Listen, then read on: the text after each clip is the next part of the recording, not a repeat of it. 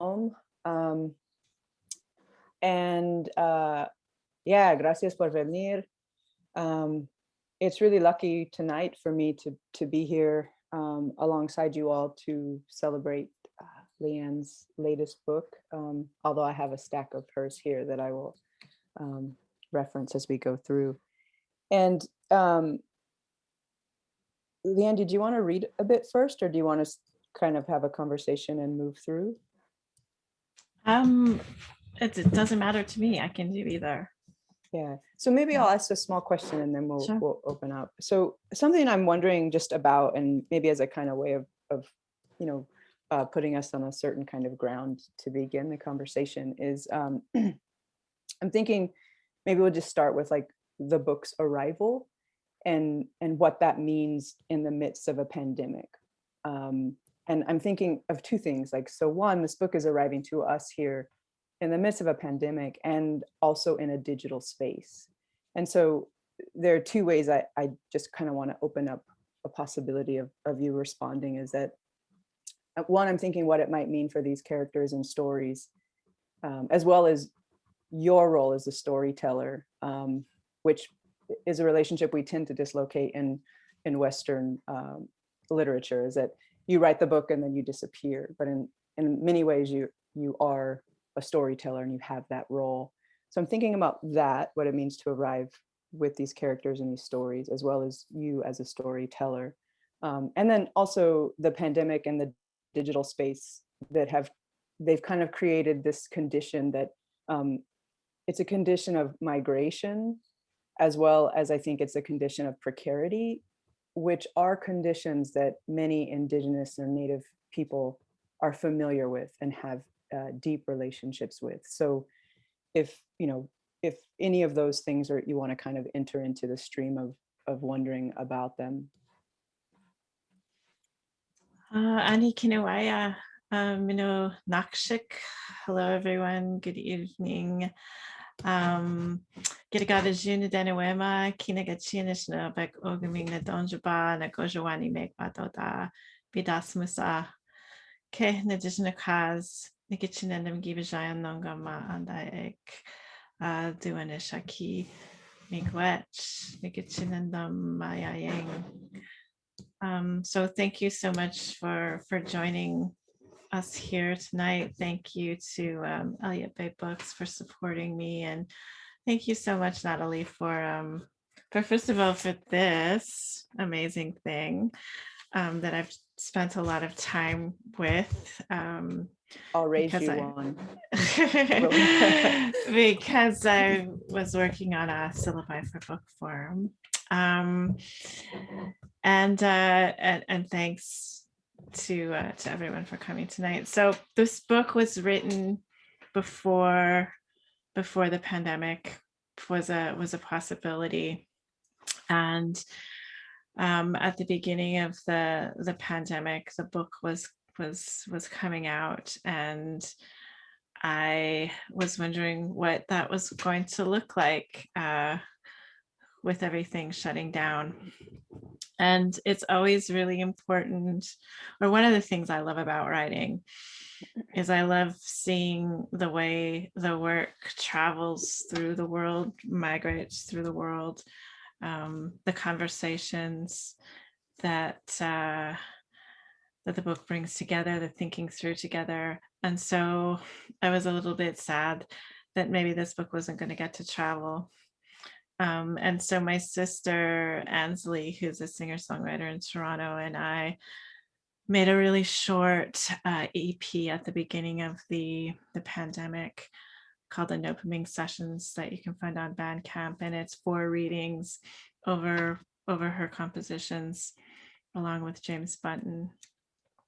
But so then, the world sort of changes and the world sort of shifts, and you wonder if the work that you wanted the book to do in the first place still makes sense, but it's also too light because it's already out there. And that's, I think, one of the really beautiful things about the aesthetics of Anishinaabe storytelling is the coded and layered nature of our intellectual practices and our storytelling practices. So there's always a lot to unfold and to consider and to decode and to feel.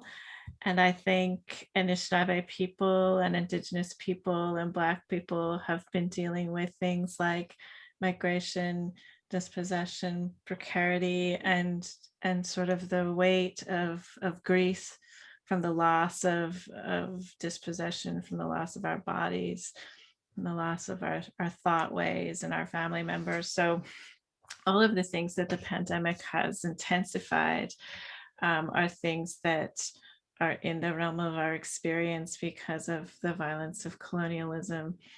So I think I've thought a lot about these characters through the pandemic. I've thought a lot about my ancestors because they knew pandemics, because they knew being alone, or being alone with a small group of family members for a long period of time.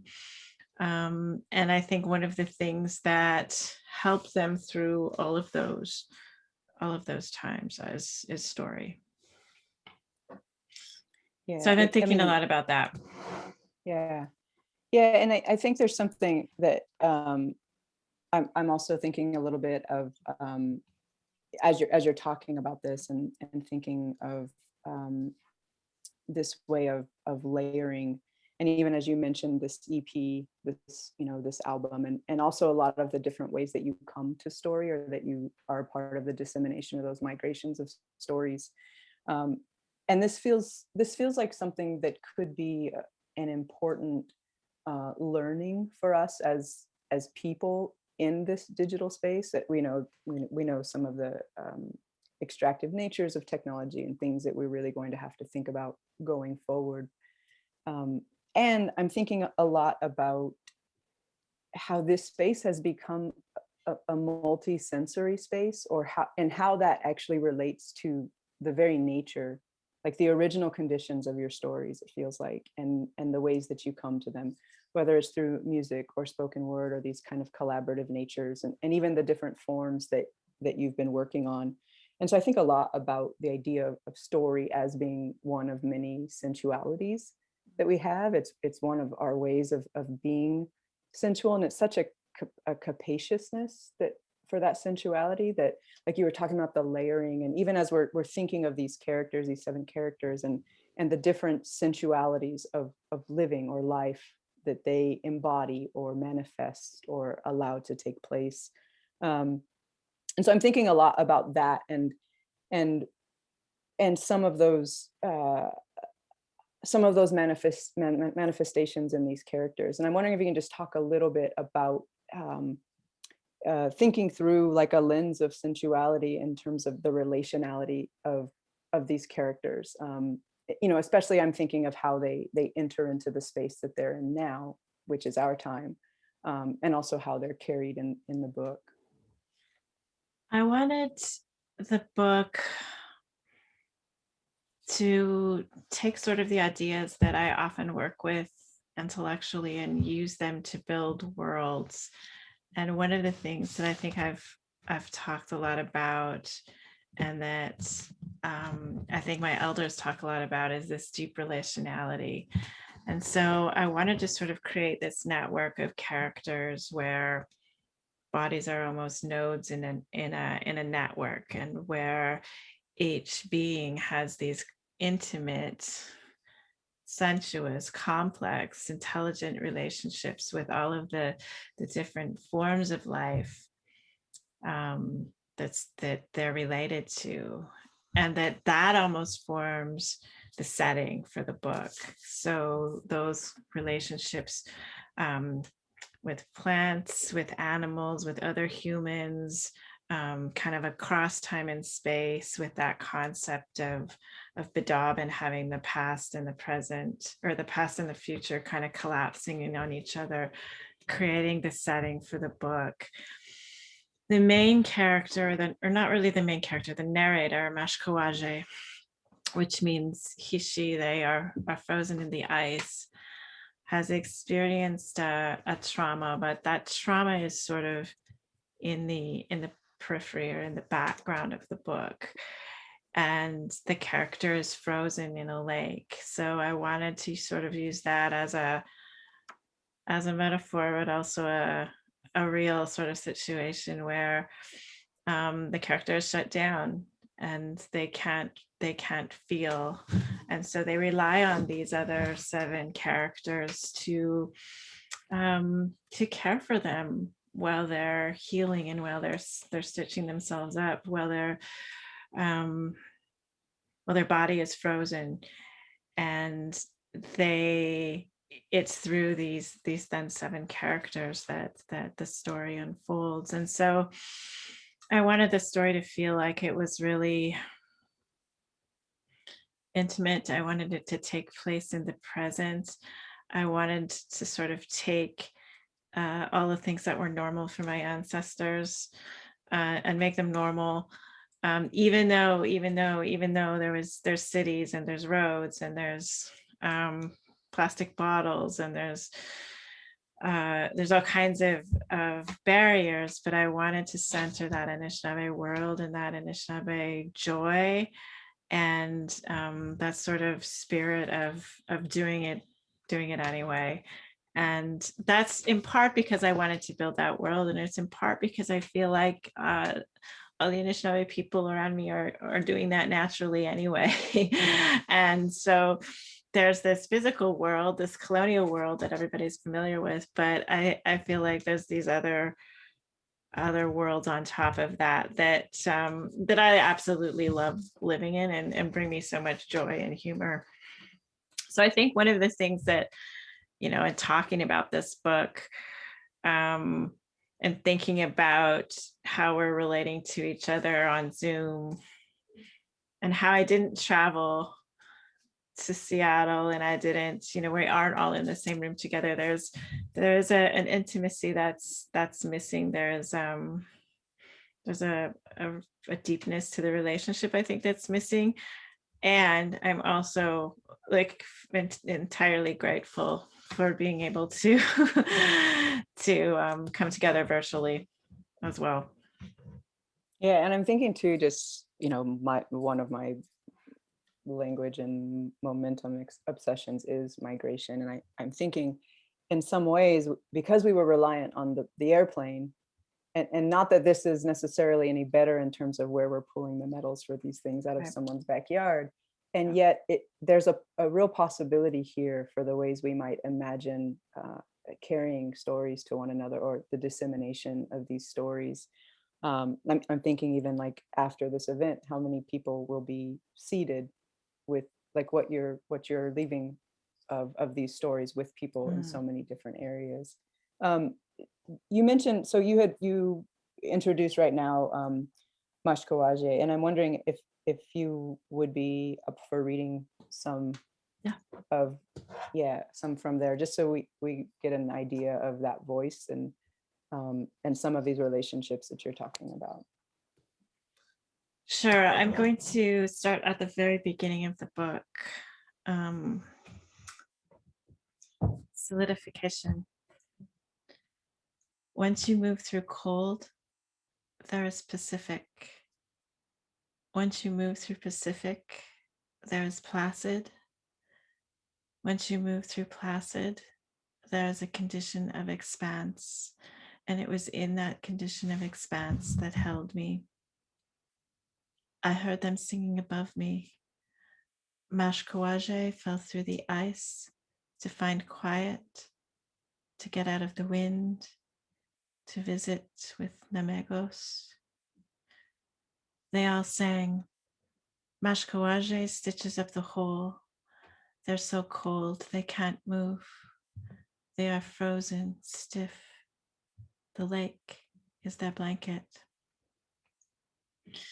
They all sang, Mashkawaje is frozen stiff, still, calm.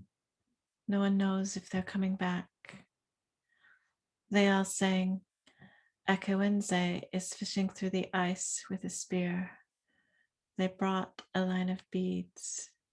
They will wait patiently. They will wait until Mashkawaje is done their visit. The singing and drumming came every night from a distance.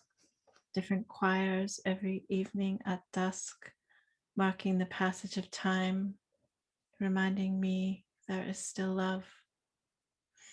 You see, tragedy happened again.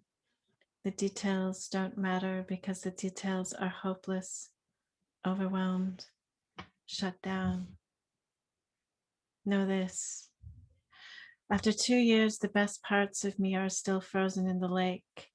My limbic system, its best friend, the prefrontal cortex, and the hollow pumping organ in which I keep benevolence. The only one that regularly comes to visit is Ekiwenze. In the winter, they park their truck on the ice, drill a hole with the auger in the ice, and fish until the cold makes their bones crack. As soon as the ice is off the lake, Ekiwenze is back in their boat with a torch and a sort of pitchfork for spearing pickerel. In the dead of summer, Ekiwenze sneaks back before first light in their canoe, before the cottagers and their jet skis are out. In the fall, they sprinkle tobacco around me and sing. My world is muted. I look out. If something upsets me, I just wait and the upset passes. I sit beside. Sometimes I remember the other me before I was frozen in the lake. I remember caring and engaging and the sharpness of unmuted feeling. I remember hopeless connection. I don't feel stuck, in part because I don't feel anything. Their song isn't wrong. The ice is like a warm, weighted blanket. My form dissolved when tragedy came, and if I am fluid, the ice is container. There are ashes in my eyes. I'm so far inside myself, like Misquadesi on a full fast inside time, pulled inside their organs, inside their turtle shell, inside the sediments of the lake, while the ice world forms on top, oblivious to the outside, with body as lake. And there is solace in being cut off. And there is freedom enmeshed within that state. Know this. Being frozen in the lake is another kind of life. Know this. It is unclear how long before I will be done with my visit. It is unclear how long visiting takes. Know this. Visiting is more of a dance than an event. Ekiwenze is my will. Nanatik is my lungs. Minamoya is my conscience. Sabe is my marrow. Atik is my nervous system. Asin is my eyes and ears. Lucy is my brain. I believe everything these seven say because ice distorts perception and trust replaces critique, examination, and interrogation. I believe everything these seven say, even though. I believe everything these seven say, even though their truths are their own, not mine. I believe in the absence of my own heart. I will accept the hearts of these seven. The geese fly overhead in the sheer grace of a carefully angled formation designed to take them elsewhere. There are still stars. There are still stars. So that's the very beginning of the book. And my sister and I also made a short film with Sammy Chion of the Chimeric Collective, who's a new media artist in East Vancouver. And so you can find that online as well.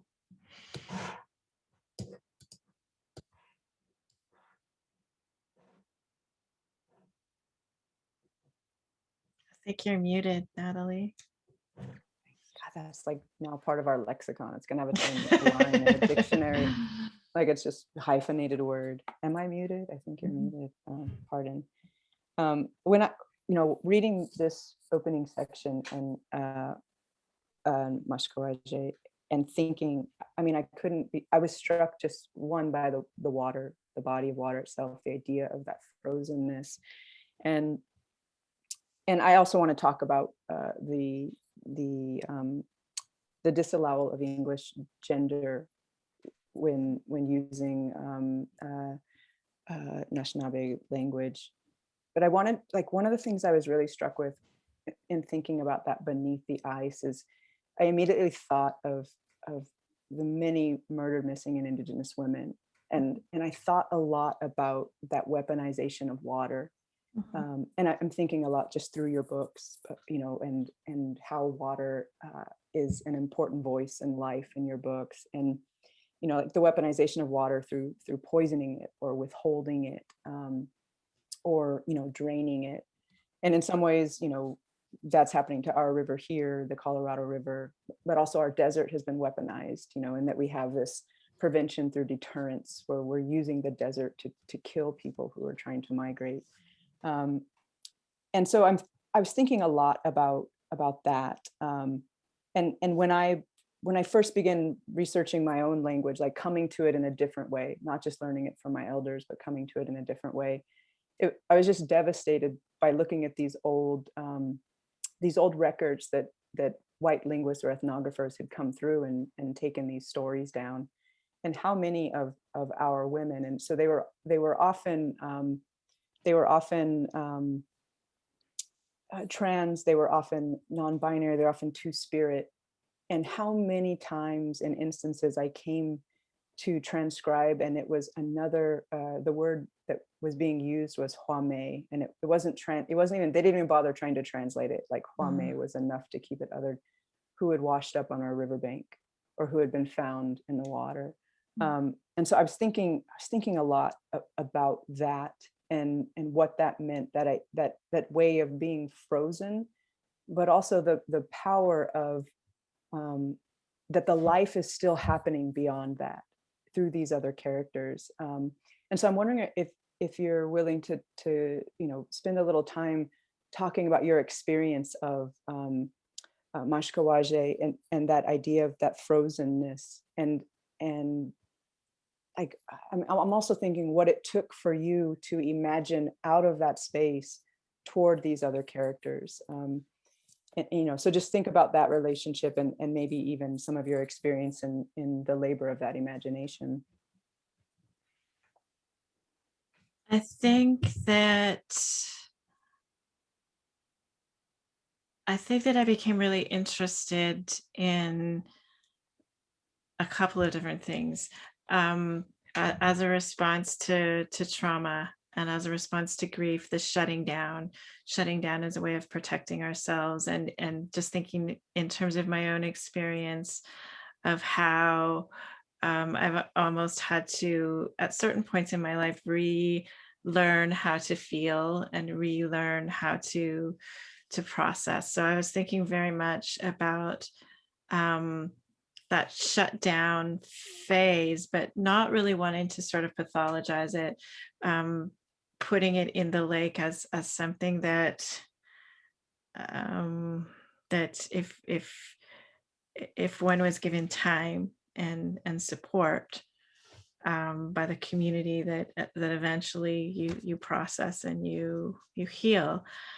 And then the other sort of experience that I had, I work in the north, in Dene territory, in the Northwest Territories in Canada, and it's very cold there. And I've had over the last 7 or 8 years, I've had the experience of being able to spend a lot of time in the bush there and watching lakes freeze. And then watching them thaw again. And so that process of movement, the kinetics of that, the transformation of that, how a lake goes from, particularly in Dene territory, just teeming with life. They still drink out of their lakes because that's a good thing to do. Where do the fish go? Where does all that life go? How does that get transformed into this winter lodge? And then what happens when that transformation happens again in the spring, and things melt, and the birds come back, and it's just it's such a tremendous transformation. And so I started to look at lakes differently. I started to look at bodies of water differently because of that constant motion and that constant change and that constant transformation.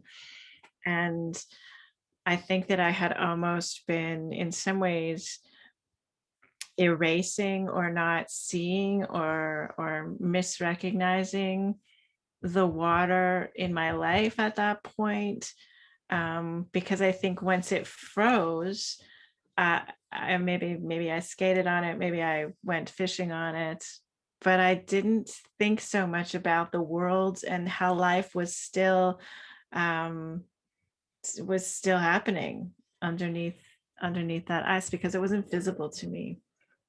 And so that became a very meaningful, I guess, metaphor for what's visible and what's not visible to us. Yeah, I was really struck too by the lines that you had read.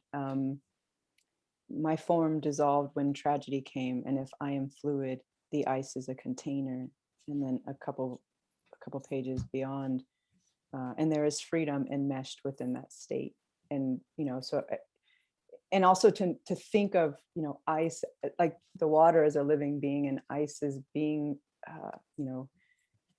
I have a certain lexicon in my head, so you'll hear me repeat words, but that it is a sensuality or an imagination or a story of water, that ice is that. And I just thought there was something really beautiful about thinking of that shutting down as not being an end, but being a safety of sorts, even thinking of scars and wounds and cicatrix. And I felt very emotional about the lake itself, because in Mojave language, our word for lake means that the water is alone. And so there's something, and before we jump from that, from this beginning, this opening of Mashkoaje, I wanted to talk a little bit about the decision to stay in the language and to not gender. So and maybe even for others to kind of talk a little bit about what we're even talking about with gender or non-gendered. And the last thing I want to add before I turn it over for you to kind of think about, because you had mentioned earlier, like the normal, and already our problem in this pandemic state is we're waiting for things to get back to normal. However, there is an other natural normal that is not this. There is an all, not even a before, but like an all. And I'm thinking, not just from like a linguistic or language perspective about those pronouns, but because Akawenze would be an old man. Is that an older man? Would that normally be that character? Like if we were in a translative into English kind of way. And so I'm thinking about Mashkoaje and who they are able to hold, so that part of whatever might be male or female, that the they becomes the all, that everybody can fit within, every living can fit within. And I'm thinking about the capaciousness of many of our languages to hold all of our people's identities and existences. And it feels so powerful to me, especially thinking about my own community and my nieces and nephews and my students. But can you talk also a little bit about this construction of the language and how you bringing it back to the condition of the book, not the context, but the condition of the book, and like what that is offering of a presence and a possibility for your people, and in some ways even for my people who read this book. So I think it started in a few different places. The first place is in the language, and in Anishinaabe we don't have gender pronouns, and so we have more than two genders. So that's, for me, a really important beginning, because a world with more than two genders, and that refuses or rejects the colonial gender binary, is a world where queerness is normalized. And so I wanted to think a lot about the world, that kind of grammatical structure in a language, language being a repository of a worldview, what that looks like, because that's not a world that I've experienced. So I wanted to build that world, and I wanted to do that in English, because I'm not fluent, and also because I wanted to sort of make that intervention. I think there's lots of sort of ways where Anishinaabe ceremony and traditions get interpreted that upholds that colonial gender binary, and that causes harm and that excludes. And so I wanted to try to honor those teachings that say it's really important that everyone can see themselves in our stories. Everyone needs to be able to see themselves in our teachings, no matter what their gender is. So Akawenze, for instance, is almost always translated in my language as old man. If you look it up in a dictionary, it will be old man. If you speak to somebody who is a fluent speaker and an elder, they will split that word up, and the Aki is the land, and the Awenze part is the returning to the land. So it's speaking to that time of life where you're returning to the land and you're leaving this world behind. And the same with Mindamoya. Mindamoya is often translated as old woman, but if you split the word up, it means the one who's holding everything together. So it's not actually gendered. Either word is actually gendered.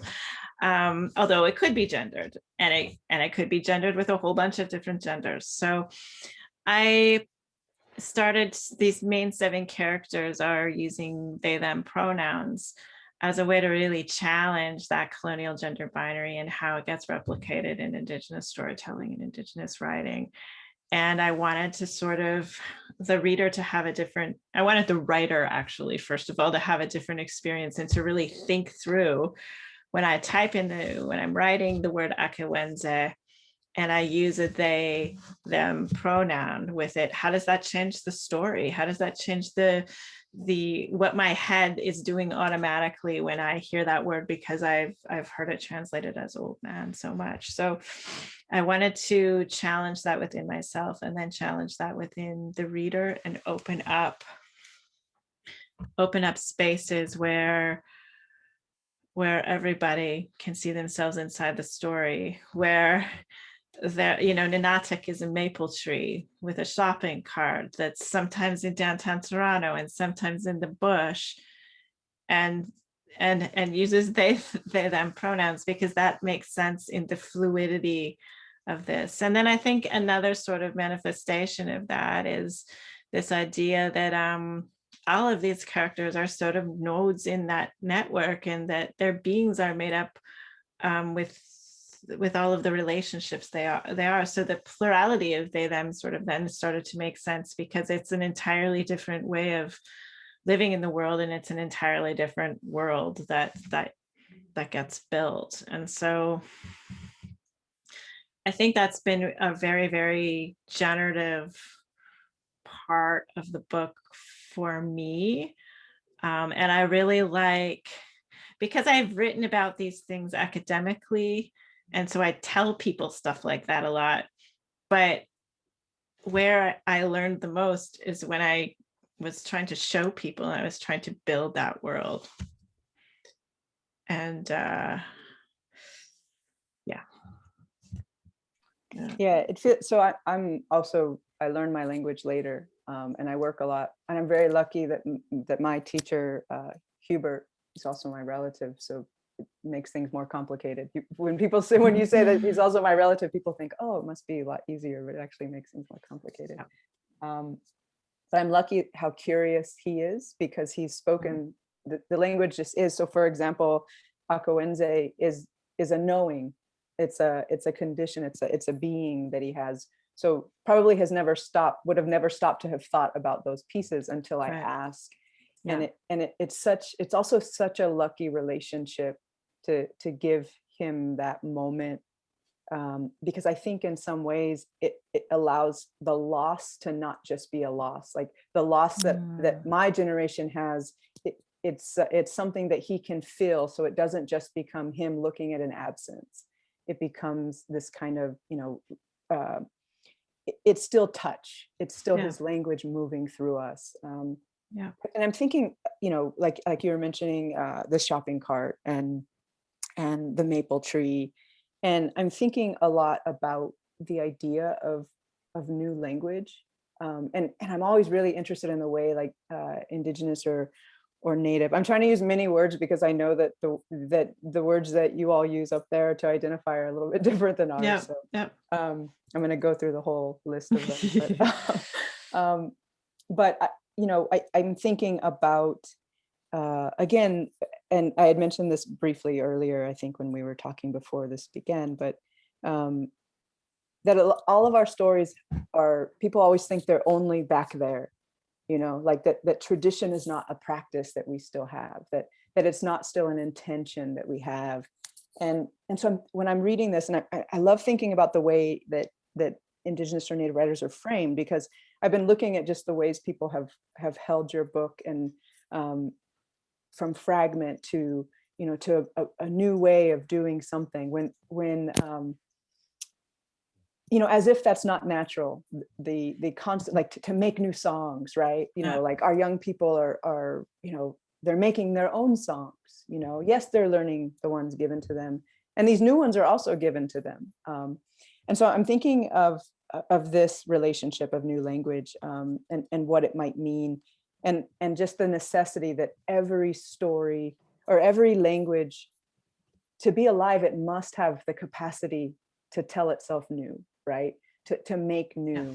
Like whether it's our kids, like trying to learn how to talk about, how would they describe an airplane using the words they just learned, or now texting, things like that. And so I'm thinking about bougie kwe. And so I'm thinking about, like, the hyphen, and also like building some of these words together. And I'm thinking a little bit about the relationship of new stories as well, from Islands of Decolonial Love, and the way that these stories have seeded. So in some ways you're telling your own new stories anew. And so I'm thinking about that kind of resounding. So I'm wondering if you want to talk a little bit about that. I also am wondering, and you can say no to this because there may be other places you wanted to read, but Sabe is one of the characters I just love and feel like I know Sabe's. So I'm wondering if there's any way you might want to, and Sabe's arrived to us having also been in Islands of Decolonial Love. Right. And so I'm wondering, so there's like 12 questions packed in there, but one, if you would like to read a little bit from Sabe's section here, but also just talking about that, the importance of the new, which is in some ways, yes, the old, but the mobility, right? The way languages continue still to evolve. Yeah, I feel like my ancestors, everybody had their own voice, and everybody had their own stories, and everybody had a right to tell their own stories and to sing their own songs.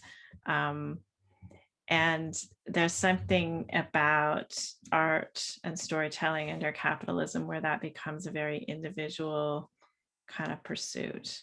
Although I feel like there's resistance to that, and there's some really, really beautiful moments in Indigenous and Native American communities where you see everyone singing and celebrating their voice, not just those ones that are the best or that sell the most books. And so I really like that idea. I really like the idea of, I really don't like the idea of having Indigenous peoples and cultures and traditions and ceremonies placed in the past. I feel like I've made a few interventions around that. And then there's also this really pretty beautiful thing happening around Indigenous futures. But for me, I think everything that I know, everything that I've been taught, the presence is just so key. What we do in the present, how we conduct ourselves in the present, the quality of our relationships, you know, our kindness, our humility, that's what gives birth to the future. So I sort of see as a human being, me having incredible responsibilities, us all having incredible responsibilities about the present. And so I think those two ideas, the idea of everybody having a right to having a voice and to telling their stories, and to telling their stories in a way that's proud, combined with this presencing, has created these news stories that I think are in some ways they're almost retellings. I think anytime you create something new, it's a hearkening of those energies from creation stories and from origin stories. But it's also something that's you're taking elements of the situations that you're in, and you're telling them anyway, you're doing it anyway. And so that's been something that's been really powerful in my life. And I think these characters like Sabe, like Kwe, and the characters in Noopiming are characters that I carry around in my head now, and I see them in my community, different manifestations of them, and I think about them a lot. I feel like I'm not finished with these folks yet. Yeah, so I'll read a little bit from maybe the first time, one of the first times Sabe appears in Noopiming. Sabe is sitting on their porch watching the birds at the feeder. There's a baby grackle yelling at its parent because it wants birdseed. The parent grackle is hurrying up to the feeder. They get the seeds, chew the seeds, and put them in baby's mouth. Over and over. Baby grackle just yells at parent grackle. The tenderness is gone. Only relentless irritation remains, and staying becomes another word for love. Sabe is thinking about this in the context of their own life and then projecting their ideas onto the grackles. The parenting of humans is relentless. The continuous infusion of unconditional love, the patience in the face of the same mistakes over and over, the patience with the constant need for attention, the narcissism. It's why they retreat here, to the bush, to the cabin with the bird feeders and the endless supply of seed. The humans think they are off doing something important, and they are, just not in a way that would satisfy human expectations. Things seem pretty messed up for the humans, to be honest. The white ones, who think they are the only ones, have really structured the fucked upness in a seemingly impenetrable way this time. A few good ones get their footing, and then without continual cheerleading, succumb to the shit talk. It is difficult to know where to intervene or how to start. There are embers, but the wood is always wet and the flames go out so damn easy.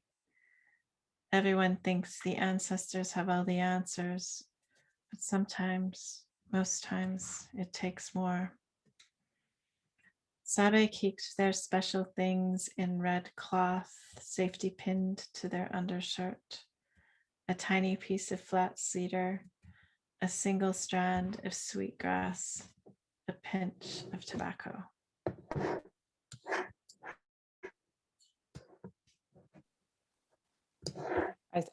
I'm thinking too, like Sabe, for our audience too, and the page before, there's some, like, I feel like Sabe just like tells it like it is, like has found a language that just cuts through everything. Yeah. And part of that is like understanding our own complicity and what it means to be human, you know, that and what it means to be under settler colonialism or within it, you know, within its belly in some ways, and also to be occupied. And there's something so generous about that, like that maybe that's the only way we can love ourselves, is to understand that it's not just it's not just happening to us, but it's in us in a way. And for readers, it's on page 41, but Sabe, there, that paragraph is so beautiful, Leanne. And so like, yeah, like I feel like I wish I could have hung out with Sabe when I was younger, because I would have had a better life. But Sabe has a tendency to show up at dramatic times and then disappear through the normal. Sabe thinks no one notices because they don't seem to notice, but that's not true. It is just something Sabe tells themselves. Everyone notices when they are not there, which is most of the time. And that just struck me about when our countries, when this world is willing to recognize the visibility of a Native or Indigenous person, you know, and that even that dramatic times versus when, like, of course, here in CNN, when we're just something else, you know, or the difference between visibility and presence. And I'm thinking back to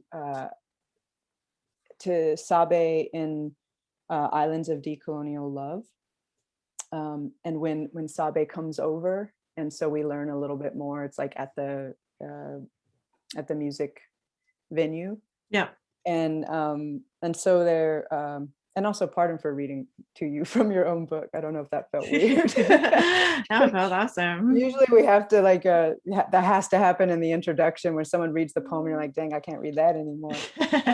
But and I won't read from this, but this is Islands of Decolonial Love for those of you out there. And there's a section when we're being introduced to Sabe, and then there's this reiterated or returned to series of words. Now things were different. Sasquatch, Bigfoot, Yeti, sightings like he was a UFO.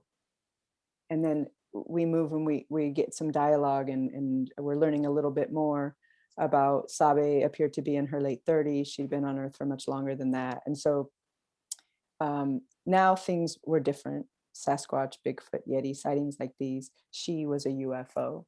And so, you know, that kind of repetition, like one of the things that your work maybe not anything, maybe nothing should be in English, not re-centered, not but one of the disruptions, the necessary disruptions for me, is that you know, the absurdity that those of us who were in these lands and waters, and who have a relationship with the ways, who are of those lands and waters, you know, like I can look at the mountain where I was made right out my door, but that we have been made alien, right? That we have been made the other. And I think there's something that's so important about your work, because it makes me think of like the white alien life form. That is what's alien. And there's a way that your work, you know, will take in the shopping cart, it will take in the Band-Aid, it will take in the chemical equation for like polyethylene, like it'll take those in, and then the people are still there, you know. And so yeah, that's not even a question. I just got excited thinking about what Sabe represents. And so maybe I'll shift now to more of a question. And I might be going like too far here, and I don't want to be like, oh, natives must talk about medicine. So I'm not trying to do that by any means, but something else I'm thinking of in relationship to this world that you're making or building or returning your people to, returning to me to as a reader.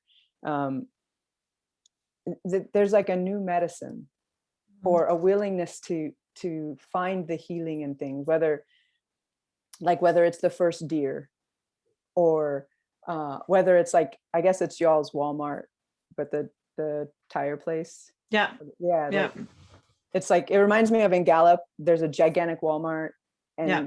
we call it the gathering of nations when people, because you find everybody there. Yeah. Or, you know, the massage, the foot massage thing, you know, and so like thinking about that, and also thinking about putting that, like that chemical equation up. And so there's something also about, you know, and I know like healing and medicine are always, I feel like they're always things Indigenous folks arrive at somehow. But I'm wondering if there's ways you're thinking about that, or how those things might operate, or might be lenses to look inward or outward. Yeah, or if I've also, if that's not something, yeah. Well, I think going back to sort of what you were talking about as whiteness, or white people as being the alien, there's sort of a tendency, I think, that whiteness would see Anishinaabe folks using tarps. It doesn't take them very long to go, well, colonialism wasn't so bad because you got guns and you got tarps and you got shopping carts or whatever. And so I really wanted to sort of to flip that. And I wanted to say that, because I think I see that again reflected in the Indigenous community, that elders or land-based practitioners or folks in my community just are embodying the ethics and the practices of their ancestors while using these tools that have been kind of thrust upon us. So I wanted to sort of have that, and I wanted to take a more broader or maybe a less stereotypical view of healing and medicine, because I think in the white world that has been constructed in a very particular way, and I think it's much more complex than that within Indigenous practices, and I think that it's also something to be Indigenous and to be occupied and to be dispossessed and to be living under now another pandemic, another crisis, that we all have to have these skills of patching things up, of sewing things up. And I think that's where the cover comes from. It doesn't always look pretty. It's messy. It's adequate. You get through with what you have. And I really honor that sort of practice, because I think it's one of the reasons why I even exist, that the women mainly in my family would have been so good at that. And I wanted to sort of have these characters that were able to do that for themselves with whatever they had. And so that's sort of what the cover image is by Rebecca Belmore, who's an Anishinaabe performance artist, but also does some other art. And this is a piece of art called Fringe. And so there's a scar that has been sewn up with sinew beads. Yeah, and that suturing being so important, that sewing, that not, you know, I'm thinking early on when they begin to sew the ice, as well as the tarp in some ways. If you're all right with it, I'm going to jump to some questions. Yeah, that sounds great. Yeah. Okay, so this is from Sol Zam. So Sol is asking, or saying and asking, we're assigned the book at Capilano University. This is one of the best books I personally have read. Can you please reflect on the lives of the raccoon and the geese and what we could learn from them? Many thanks.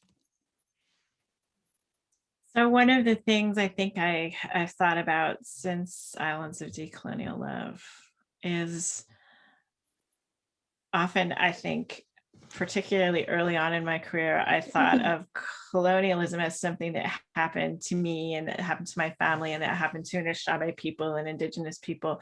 But I didn't really think of it as happening to plants and animals and waters. And I didn't think of it as happening to the spirits in the spirit world.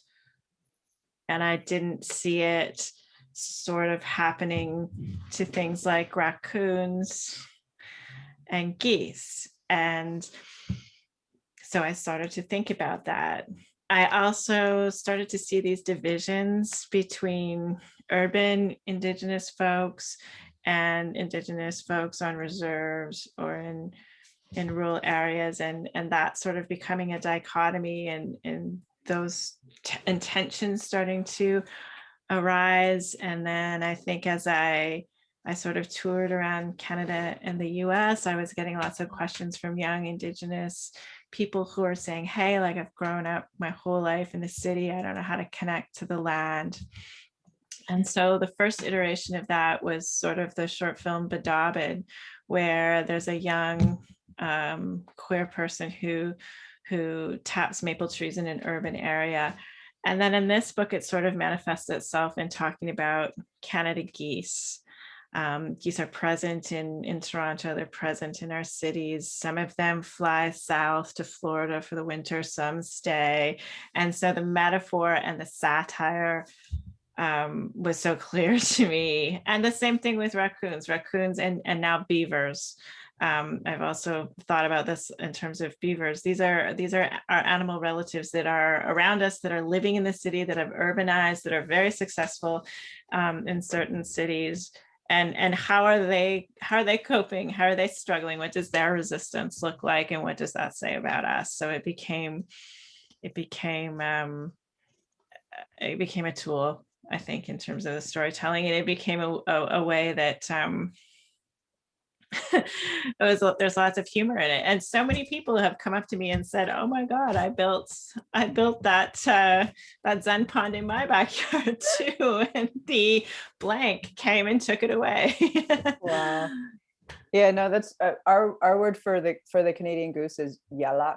Yalak, it means that it has a hole in its jaw. So it has grief in it, which when I read that, I kept thinking about our goose, in that he has, that hole there. There's a kind of grief he's carrying. And my partner we have 2 African gray parrots. And because she was largely living in New York, they, just to show like how they shift, like they make every car alarm sound, garbage trucks backing up, moving trucks. Wow. Like, so it's kind of, even to think about how their language shifts.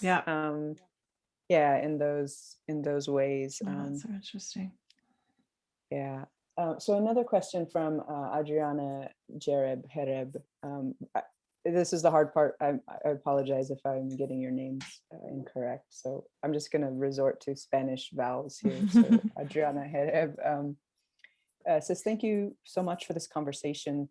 Leanne, did anything surprise you about building this story without gender?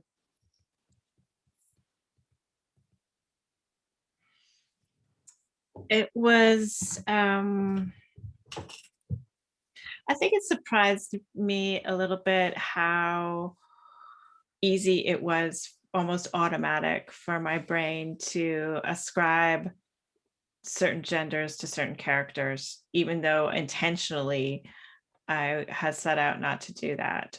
And then I wanted to sort of, it's interesting assigning different genders to different characters and watching how the story shifts. So I think I learned a lot about that. One thing that's really surprised, there's a couple of things that have surprised me, because I first started doing this in Islands of Decolonial Love, and I had to advocate pretty hard for it. And that was 2013. And then there's been this tidal wave of beautiful Indigenous, queer, trans writing in Canada that has come up and makes that look like it's hard to even believe that I had to advocate to do that at the time. And it was one story, and the editors, they were just like, the they them pronouns, it's just like I can't understand what you're saying. Everyone can now understand what I'm saying. In this book, there's still it's a discussion every time, and it's and I get asked about it every time, and especially with non-Indigenous readers, and especially readers who are not familiar with my work. So I have been talking about it now since 2013, and that has surprised me a little bit, because it is now more normalized, at least in certain circles. And but it's still really, there's still resistance to it. So on one hand, I'm surprised how quickly things have changed, and to see folks like Billy Ray Belcourt and Lindsay Nixon and Ariel Twist and all these great writers sort of breaking open that box and doing so many amazing things. And on the other hand, still having this conversation.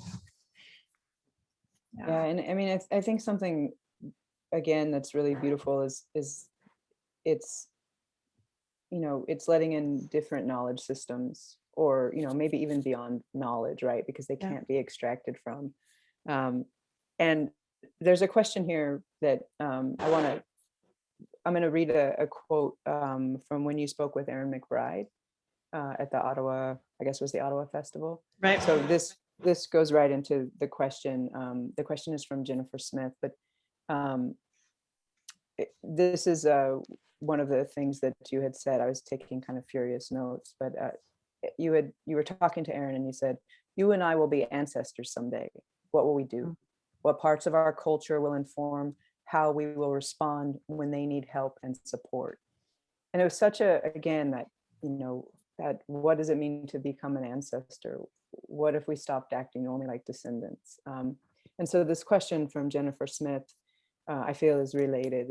And Jennifer is asking, how do you envision the future we are walking into in this beautiful idea of space and holding and care and healing?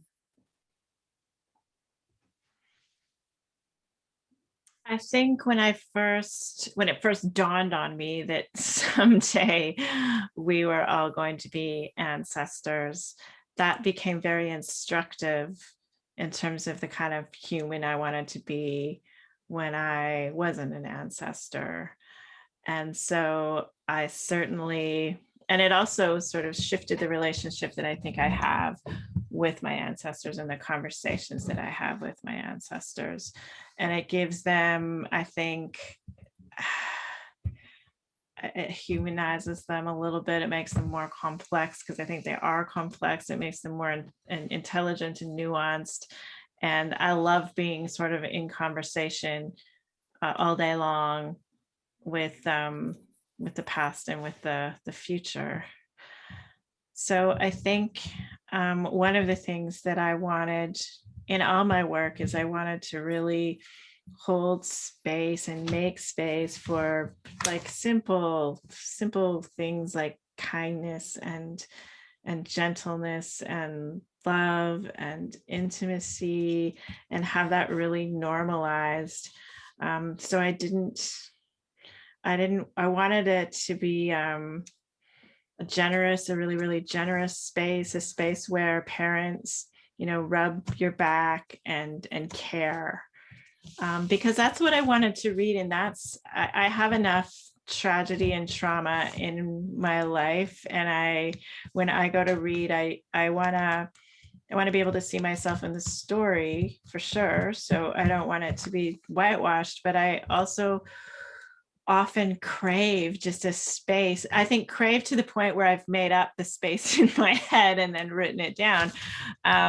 This space where there's humor and there's love and there's care and there's holding, because all of that is present in the communities that I'm involved in. It often just gets overshadowed by what we have to deal with.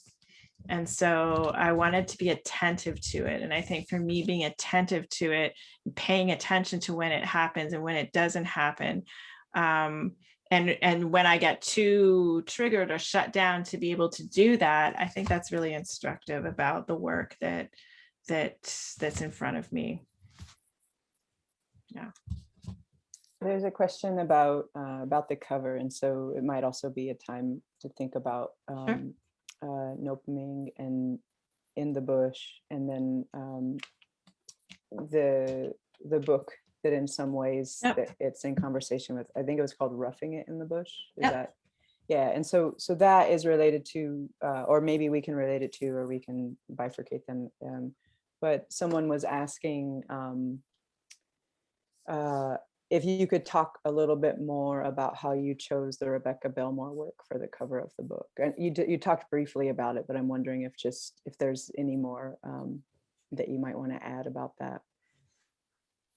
I really feel like I get a lot out of engaging with Rebecca Belmore's work over the last 10 years. And the image on This Accident of Being Lost is her work as well, from an exhibition called Que, which is our word for woman. And so initially I didn't have any clear ideas for the cover. And one of the first crack at the covers was from the designers, and they had taken the Susanna Moody book and sort of done this cover in a similar sort of aesthetic. But it doesn't, I feel like the conversation that my book is having with Susanna Moody's, and for those that don't know, she was sort of a settler, colonizer, pioneer woman that is really celebrated in Canada because she is one of the first white women to write. She wrote a memoir-esque sort of book called Roughing It in the Bush in the mid 1800s about colonizing my territory. And it was sort of like a guidebook for settlers. And so it's I find the book very, very interesting because there isn't a lot written from that time. There isn't a lot written from a female perspective on that time. It's crazy racist and anti-Black. Michi Saagiig people do not come out well. And it's this book that has this crazy amount of influence. So Margaret Atwood has written a book in response to that. Carol Shields has written a book. And so Noopiming is a word in Anishinaabe that means in the bush. And so that's sort of a conversation, but I wanted to then build a world where there weren't any white ladies. And I wanted to do that as sort of a demarcation to the worlds that Susanna Moody and her sister, Catherine Parr Trail, missed when they came to my territory because of their beliefs in white supremacy. They didn't see Anishinaabe worlds. They didn't see the water worlds or the worlds of the plants and the animals. They didn't see the brilliance. They didn't see the beauty. And I wanted to show the brilliance and the beauty because there are lots of people, there are lots of white people in my territory right now who are making the same mistakes as Susanna Moody. So it was almost a jumping off point. Some people have read the book and been like, there's no Susanna Moody in the book. What are you talking about? And I was like, we got cured of her. Yeah. I love the second part of the title, or the cure for white ladies, because I do feel like there will be a lot of white women being like, oh, this is for me. Like, this is a cure for me, for my anxiety or for my boredom. And then suddenly it's like the cure for like to like, whoop, they're gone, kind of thing. So I got a kick out of that. It's been funny because I feel like when I say the title, the brown audiences are on the floor laughing, immediately get it. And then I've been asked by white ladies over and over and over again, what's the title? What's the cure? Yeah, I even love that it's ladies. Like, there's just so much. And I mean, that's just, of course, there's so much humor and joy in your work in general, and in this as well. We'll maybe do a couple more questions, and then we'll let. So someone had asked this. So I had mentioned that I might ask you a little bit about the epigraphs in the book. And so I'll pull in Hannah Munchel's question. So this is always, I think, people's favorite thing to look into people's bookshelves. And so Hannah is noticing some of their favorite books behind you, such as Saidiya's, Wayward Lives, Black Reconstruction, Moten's work. And so I was wondering if you can talk a little bit about these books or Black studies, how they generally influence your work. And so I'll kind of add that in simply because of some of the epigraphs. And so one of the things I was also wondering, so I'll wonder alongside you, Hannah, is thinking about those epigraphs alongside the books behind you. how are those quotes and writers, like, how are they able to set a condition for receiving and arriving for the book? So like to set a condition that these stories can arrive and be themselves in, but also to set a condition to receive them as well, because I think that's something that this book is doing, is that it's causing so many disruptions so that it can happen. I think this bookshelf, because my house is full of books, this is a bookshelf of work that I'm currently using a lot. So it shifts and it changes. And I've been working on a book with Robin Maynard, who wrote Policing Black Lives. And the book is called Rehearsals for Living. And we started writing letters back and forth to each other during the pandemic. And we're both writers and we're both academics and activists. And so the letters over time have become a manuscript that we've just submitted the first draft. So that's one of the reasons why I've been very immersed in the writing of Black writers and academics and artists. I think another reason is that I take the belief that North America is founded on two genocides, one for Indigenous peoples and one for Black peoples. And the African continent is a place where settler colonialism is operating. And so the logics are different, the experiences are different, the history is different, the violences are different, but they are also linked. And I don't think that I can understand fully the experience of colonialism on Indigenous peoples without understanding the afterlives of slavery, settler colonialism, colonialism, and all of those violences on Black people. So I think I've become really interested in reading as much as I can. It's also, I think, a very generative place for me. And I think the quotes in the book are just very honest. I think Fred Moten, Dionne Brand, and Glissant, just very honest influences in terms of world building and these worlds that get built in interstitial spaces, wherever people can build them for however long that they exist with whatever we have available, as a way of ushering in new possibilities for this next generation. So I think that those quotes and those writers have been generative to me and have been generous with all of us in gifting their work and their thinking around that world building.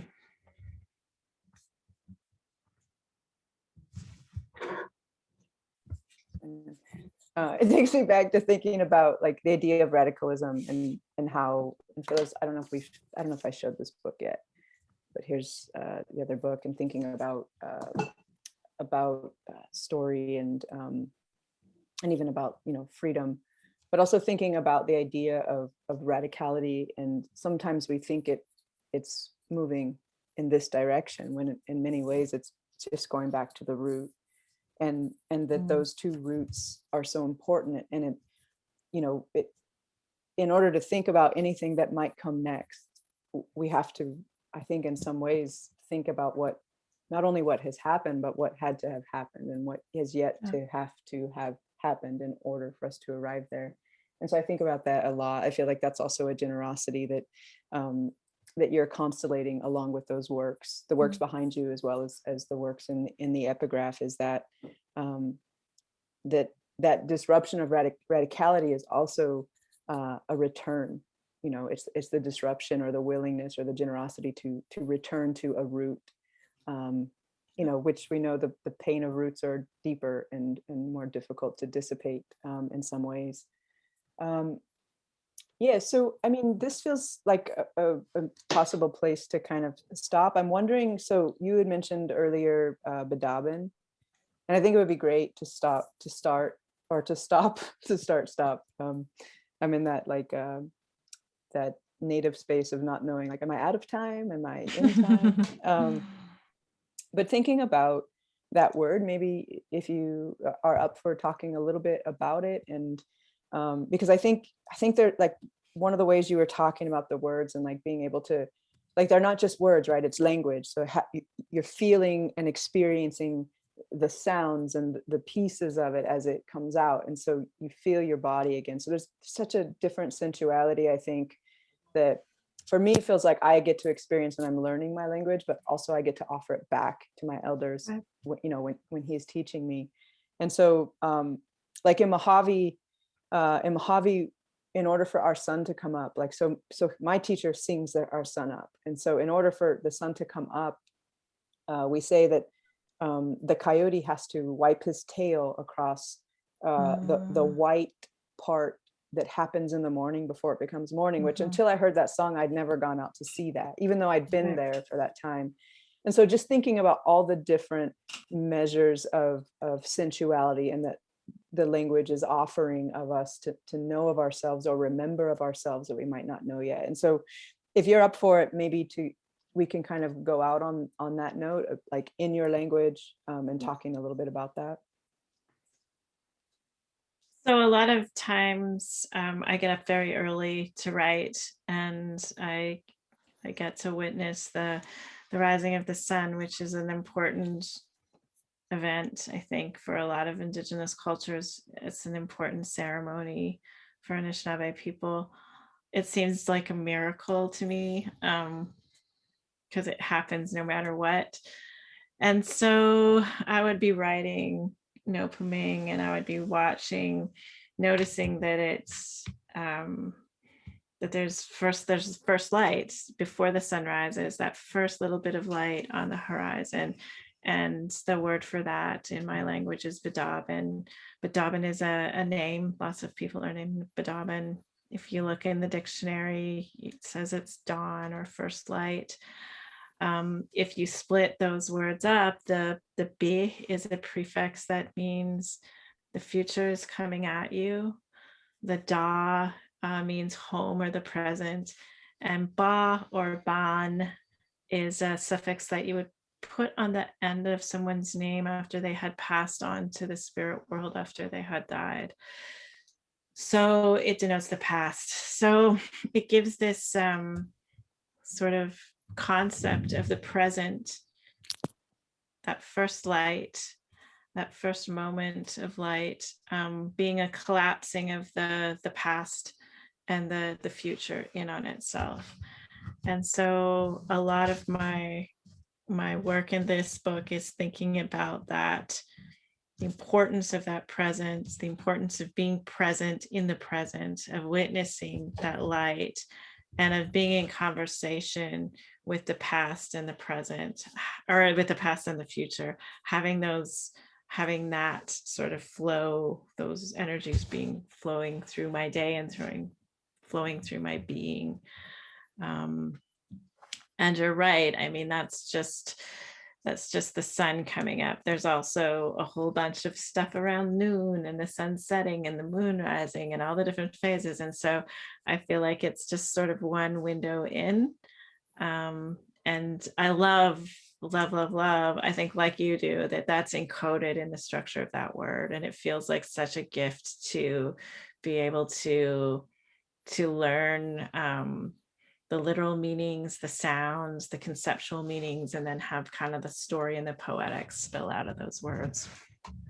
Yeah, no, that's really powerful. And thanks for taking the time to share that. And it makes me again think back to the ice, like thinking about the hole in the ice and then the slush that has to happen, and then the ice, so just all of that. And yeah, and as a reader of your work, gracias for your generosity in and I something I really take to heart as well is that you that you're writing for your people first, and there's something so like that's a kind of generosity that suddenly lets me in from out here in the desert, you know.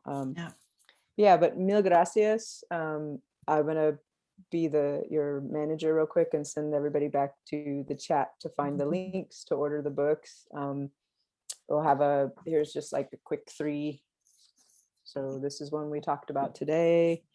We barely touched on this, but we could go on for our lives about this, and then this one now. So gracias, and then I'll let you end the salutations, Leanne. Well, miigwech, everyone for coming, and miigwech, Natalie. I hope I get to hang out with you in person someday and talk books and talk life. And I know Rick is coming back as well to end us off. Able to say anything after the two of you have said so much so wonderfully and beautifully. There've been actually Natalie didn't do the very last few questions, I don't think, much of which were words of gratitude to both of you, just and saying this is a dream conversation, and you know, whatever degree they may know one of you, now they know both of you in a sense from this in a way they hadn't realized. And I know the metaphor of seeds being planted or scattered earlier was used, and very much feels part of what everyone in their place and all the places these are tonight. But I know in our own little store, there's a stack of Noopiming right now, and people will start seeing it. There's a little note sticking out of it, and there's conversations that happen, and that's how so many of books and happen, and they move from hand to hand and person to person. You two have talked wonderfully and about a lot, and I don't even want to move into another place, except sometime would want to hear about Palestine, because there's a moment, not to give away, but in Noopiming where a different part of this, the one point where some other part of the world leaps in, and it's Midmoyas makes reference to Palestine, and I know Natalie's been there and seen what's there, but there's obviously analogies to everything going on here as well. So and all throughout, as you mentioned too, the Americas and Africa and everywhere else. It's on in the night for you, Leanne, so especially, but we're so grateful to you for this, and for the work and all the works, and the one you're doing with Robin Maynard next year. We look forward to get that book coming down our way as well. And Natalie, thank you also. We'll, paths will cross if all goes well. And I'm like a boomerang, Rick. I just keep coming back through. So you won't lose me. And out this way a little bit more too.